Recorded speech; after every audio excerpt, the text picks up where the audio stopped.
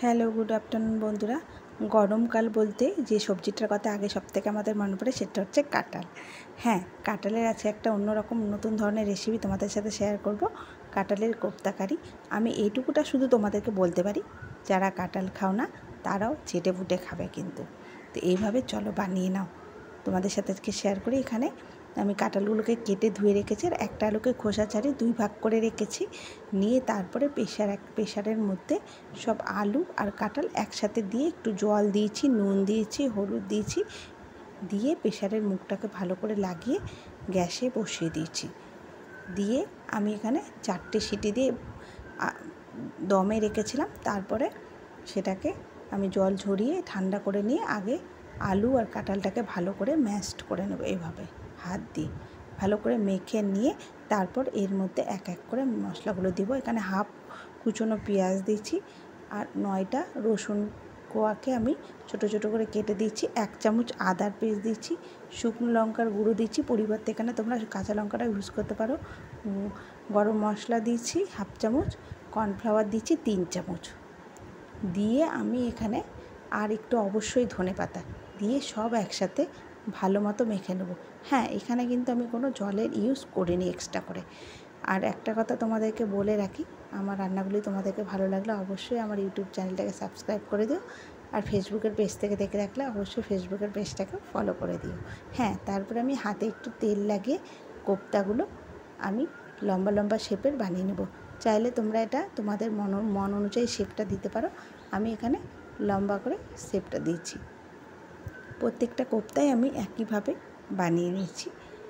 নিয়ে আমি আমার সমস্ত কোপ্তাটা এখানে বানানো হয়ে গেছে, রেডি।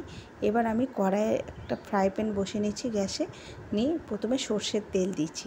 সর্ষের তেলটা গরম হয়ে গেছে, এবার সমস্ত কোপ্তাগুলোই আমি এই তেলের মধ্যেই দিয়ে দেবো। আর একটা কথা বলি, এই কোপ্তাগুলো তোমরা চাইলে ডুবো তেলেও ভাজতে পারো, বেশি করে ছাঁকা তেল দিয়ে। আমি এখানে অল্প তেলে ভেজেছি বলে আঁচটা কমিয়ে ভালো করে ভেজেছি মুচমুচো করে, ওই জন্য একটু আমার সময় লেগেছে। এটা এই ধরো 7-8 মিনিট মতো লেগেছে, আঁচটা কমিয়ে ভালো মতো ভেজেছি। তারপরে কড়াইয়ের মধ্যে আবার আমি তেল দিয়েছি। তেল দিয়ে এখানে হাফ ক্যাপসিকাম আর হাফ পেঁয়াজকে আমি কেটে এখানে দিয়ে দিয়েছি চৌকো করে। আর একটা গোটা সাইজের টমেটোকে আমি ছোট করে কেটে দিয়েছি।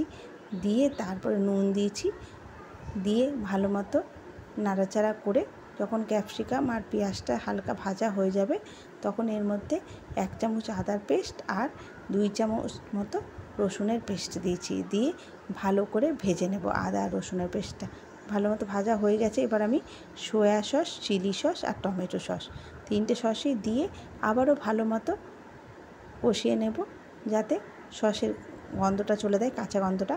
কষানো অলরেডি হয়ে গেছে। এবার আমি জল দিয়ে দেবো।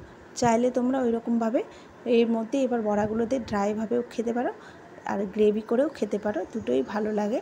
তো আমি একটু গ্রেভি করেছি, এটা ঝোলঝোলই রেখেছি। তো একটু জলটা দিয়েছি বেশি করে, দিয়ে কারণ পরে কোপ্তাগুলো জলটা টেনে নেবে, ওই জন্য আমি একটু বেশি করে জলটা দিয়েছি। তারপর ঝোলটা যখন আমার ফুটে উঠেছে তখন সমস্ত কোপ্তা দিয়েছি আর 3টে কাঁচা লঙ্কা দিয়েছি ওপর থেকে। দিয়ে ভালো মতো যখন ফুটে উঠবে তখন আমি নামিয়ে নিয়েছি। 10 মিনিট মতো ঠান্ডা হতে দিয়ে তারপর তোমাদেরকে আমি এটাকে দেখাবো। আর নামানোর আগে অবশ্যই একটু সাদা তিল দিয়েছি। এই সাদা তিলটা পুরো অপশনাল, না থাকলে কোনো দরকারই নেই দেওয়ার, থাকলে অবশ্যই দেবে। তো কেমন লাগলো অবশ্যই